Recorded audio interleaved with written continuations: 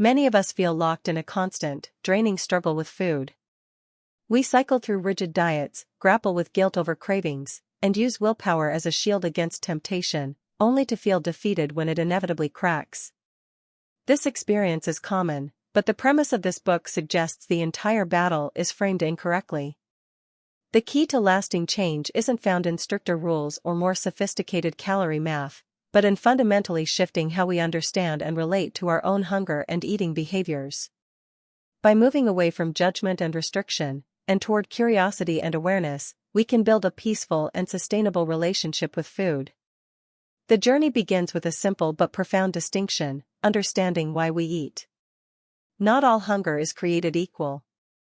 There is physiological hunger, the body's genuine signal for fuel, marked by stomach growls, low energy, and difficulty concentrating. Then there is hedonic hunger, which is eating for pleasure, comfort, or out of habit. This type is often learned, linking food to celebration, solace, or distraction from a young age. We might reach for a snack when bored, stressed, or sad, not because our body needs energy, but because our brain has learned to predict a temporary reward. Most diets fail because they attack only the physiological equation while ignoring these powerful emotional and habitual drivers. Real change, therefore, must start by investigating the moments we eat. Are we responding to a bodily need, or filling an emotional void? This is where the practice of mindfulness becomes essential. Mindfulness is the act of paying deliberate, non-judgmental attention to the present moment, to our thoughts, feelings, and bodily sensations.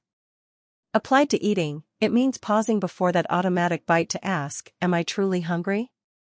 It involves engaging the brain's decision-making center not with force, but with gentle inquiry. Our brains are prediction machines, always referencing past experiences. If we mindfully recall how overindulging in cake left us feeling sluggish and uncomfortable, we begin to update that prediction. The perceived reward of the cake diminishes. This process, often called disenchantment, is not about labeling food as bad, but about honestly noting its effects. Through repeated mindful observation, we build a new mental database. What once felt like an irresistible treat can lose its power, making space for more nourishing choices that feel genuinely rewarding in both body and mind.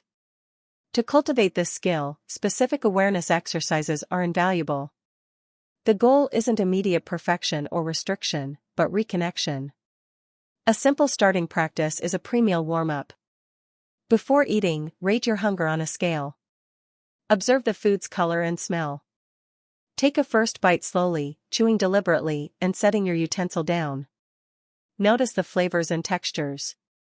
After a few bites, check your hunger level again.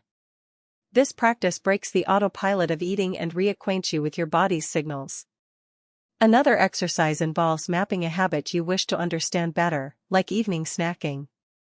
Identify the trigger: boredom, stress, a certain TV show, and then, before eating, ask what reward you're truly seeking. Will this food provide it, or will it lead to discomfort? This questioning updates your brain's reward valuation system. Change is gradual, requiring consistent practice, but each mindful moment weakens the old habit loop. Cravings, a nearly universal experience, are often the biggest hurdle. The conventional approach is to resist, restrict, or distract ourselves from them. Yet this often backfires, intensifying the craving and leading to a cycle of deprivation and overindulgence. A more effective and compassionate strategy is acceptance. Cravings are not moral failures, they are complex waves of thought, sensation, and emotion influenced by brain chemistry, environment, and memory. Instead of fighting the wave, we can learn to surf it. This means acknowledging the craving with curiosity, noticing where you feel it in your body, observing the thoughts that accompany it, and allowing it to be present without acting on it immediately. You might say to yourself, this is a craving. It feels like tension in my chest and a thought about chocolate. It will pass. By sitting with the discomfort, you discover it is temporary and manageable. This breaks the automatic link between craving and consumption.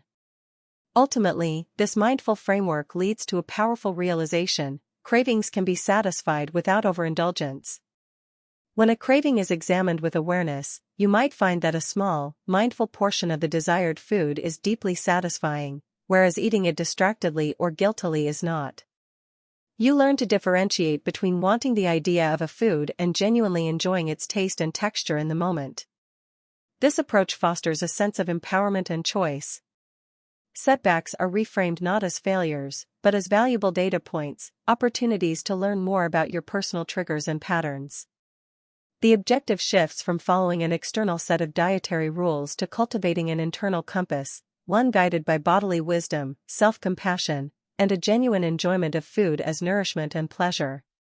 This is the foundation for a truly healthy and sustainable relationship with eating, built on awareness rather than control.